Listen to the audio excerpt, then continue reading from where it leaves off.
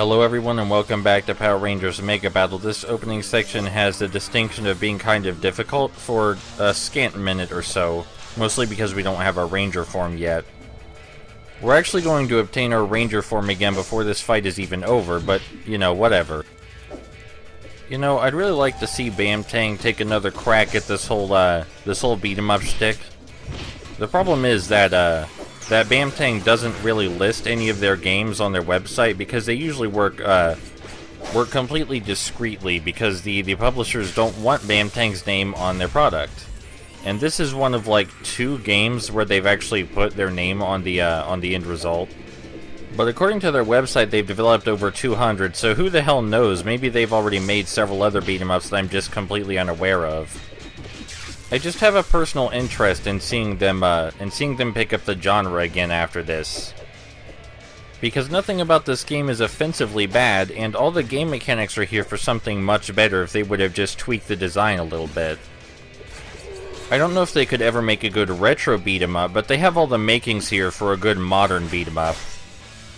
Anyway, this level may look a little familiar, and that's because we are back at the Fairgrounds from, I think it was World 2, and you're going to recognize quite a few familiar landmarks, assuming you even paid that much attention back when we were here the first time.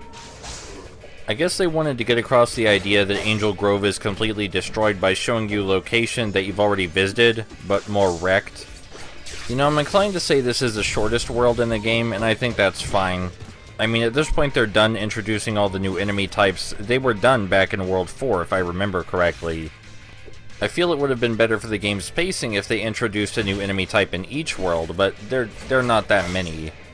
I do want to give them credit atmospherically for finding new music to play over the levels in this world to give it kind of a solemn vibe.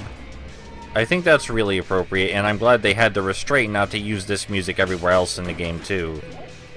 The hostages return again for this level, again making me wonder why they weren't a one-stage gimmick, and again making me wonder if the developers understood anything about game design, or whether any game design in this game is just a complete accident. This fight against the multiple Tengus can be a bit hectic, but you can move up and down while you grapple them, so it's not all that bad. They move kinda slowly, they have a really strong horizontal charge, but that's about all they have going for them.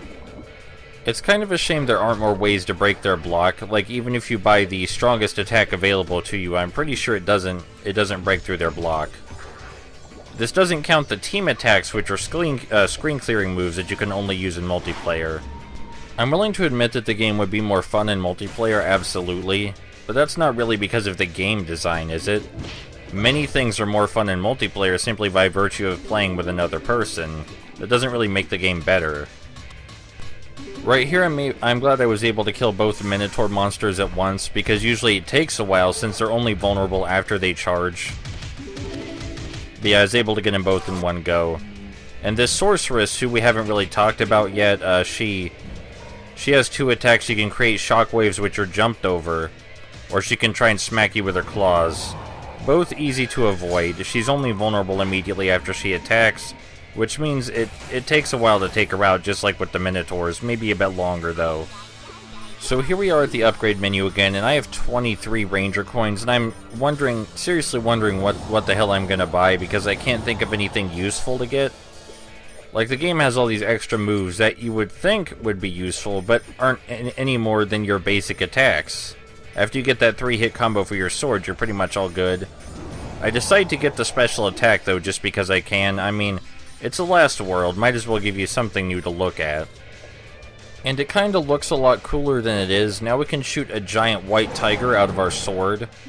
And you'd think this would be the coolest thing ever, but usually our fists, while we're in superpower mode, work just fine.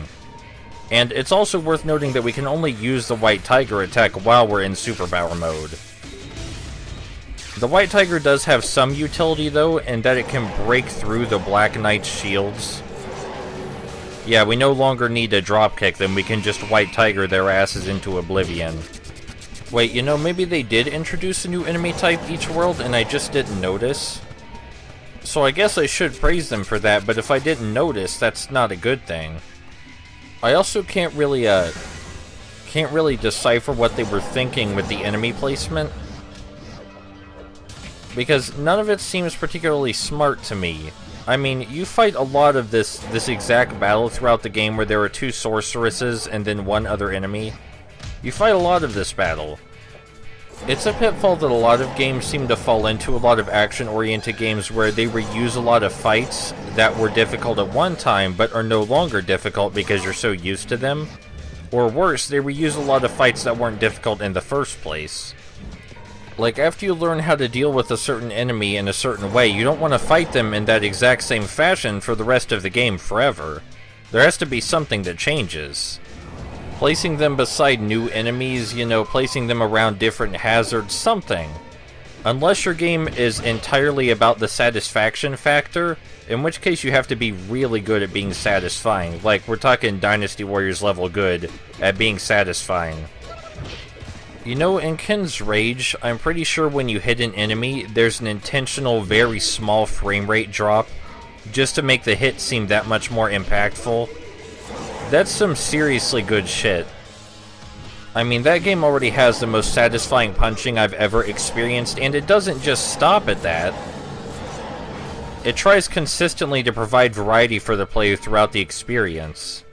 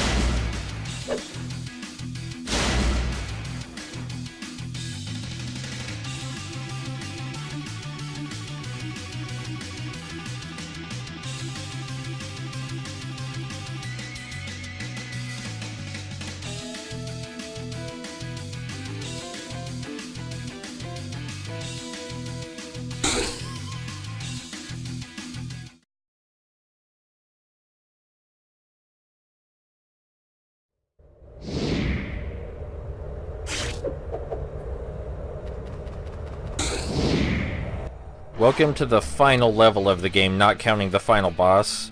And I really, really like the music in this level. It's a slower, more atmospheric version of a song that I've already heard throughout the game.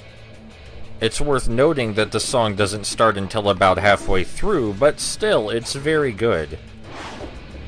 And I will say, as I did before, that I think all the backgrounds in the game look perfectly fine. So this is something you might have seen in the last video where I sped up the footage significantly, a giant laser beam trying to chase us. It might as well not be there. I mean, you probably could have guessed that based on everything else that happened in this game so far, but yeah, it might as well not be there.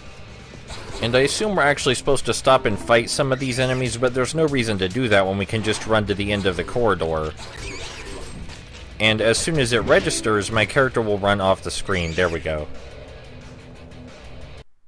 Yeah, so I do appreciate the attempt at adding a new kind of hazard, but it doesn't really do anything.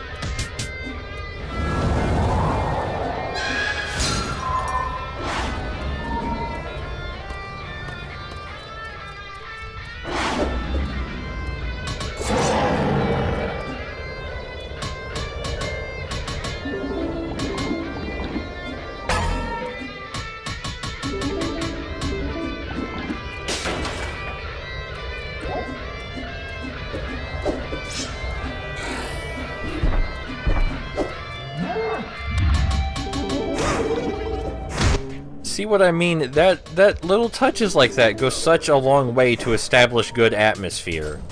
Like, sure, the gameplay was the same thing you've seen throughout the entire rest of the game, but they had the restraint and the forethought to save that one really powerful song for right here in the last section of the final level.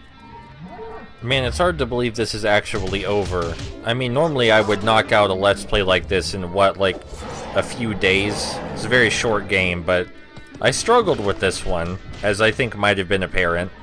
So yeah, Bam Tang. If our paths are ever to cross again, I hope it's because you've made another beat-em-up, and that it kinda kicks ass this time. I believe in you guys, you had all the pieces there, you just needed to put them together a little bit better.